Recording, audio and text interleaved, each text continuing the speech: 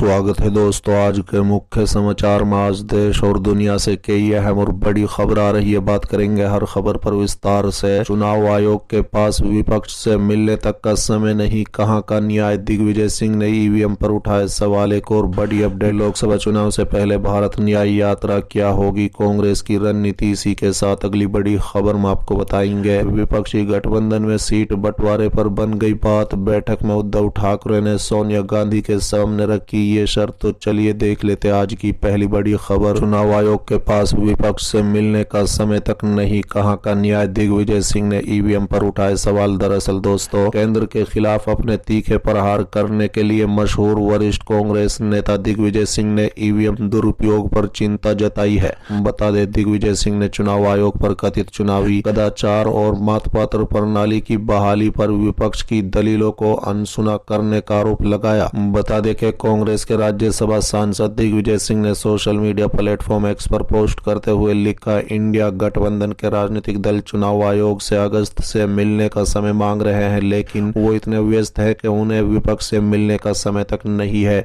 क्या माननीय सीजीआई से संज्ञान में लेंगे? इलेक्शन कमीशन हमेशा से कह देता है कि सुप्रीम कोर्ट ने ईवीएम पर अपना फैसला सुना दिया है।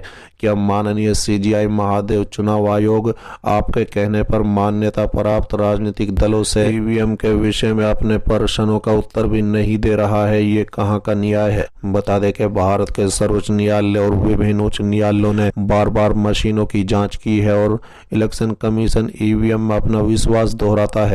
वहीं इंडिया गठबंधन की चौथी बैठक में एक प्रस्ताव पारित किया जिसमें कहा गया कि ईवीएम की कार्य प्रणाली पर संदेह है। प्रस्ताव में कहा गया कि भारत की पार्टियां दोहराती हैं कि ईवीएम की कार्य प्रणाली पर कोई संदेह है। उन्होंने कई विशेषज्ञों और पेशेवरों ने भी उठाया है। बता दें, मतपत्र प्रणाली की वापसी की व्यापक मांग है। वीवीपैट पर्ची को बॉक्स में गिराने के बजाय उसे मतदाता को सौंप दिया जाना चाहिए, जो अपनी पसंद के सत्यापित करने के बाद उसे एक अलग मतपेटी में रखेगा।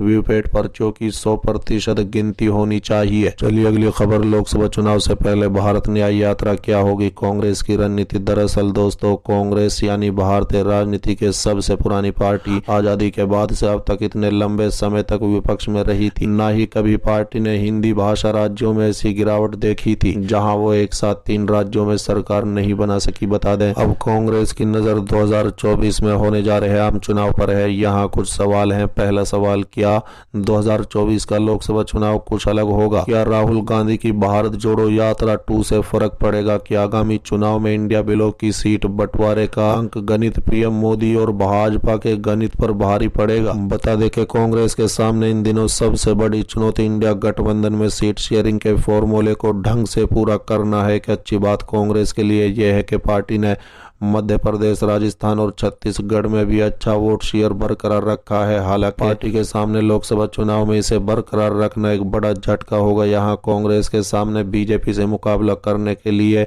एक नैरेटिव सेट करना भी चुनौती की तरह है, जहां वो युवाओं, महिलाओं को एक तयशुदा लाइन दे सके जिससे पार्टी को फायदा हासिल हो। पार्टी के एक नेता कहते हैं कि हमें इस प्रश्न पर काम करना होगा और इसका जवाब देना होगा कि किसी को कांग्रेस को वोट क्यों देना चाहिए। हमारे पास नए विचार क्या हैं? हमारे पास नया क्या है? कांग्रेस को कुछ ऐसा सामने रखना होगा जैसा वो गारंटी शब्द के साथ प्रयोग में लाते रहें। बता दें, अब कांग्रेस नेता राहुल गांधी एक और यात्रा यानी भारत न्याय यात्रा शुरू करने वाले हैं।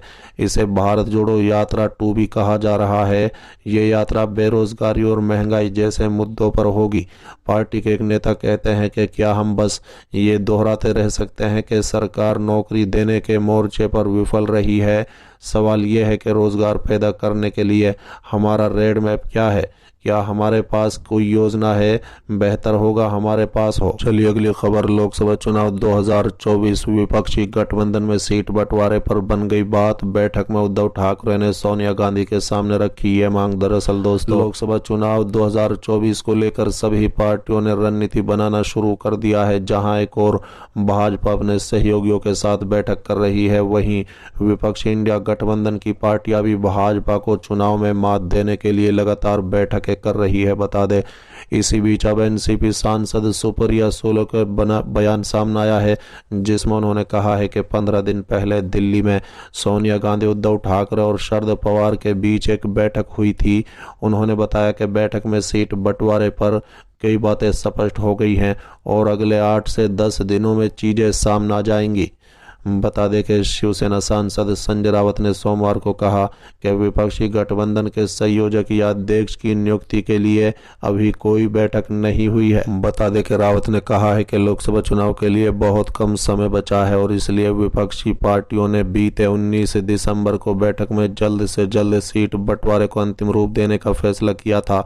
बैठक में कुछ नेताओं ने गठबंधन के प्रधानमंत्री पद के चेहरे के रूप में मल्लिकार्जुन खड़गे का नाम भी रखा, लेकिन कांग्रेस प्रमुख ने कहा है कि पहले जीतना महत्वपूर्ण है और नेतृत्व का मुद्दा उसके बाद तय किया जा सकता है।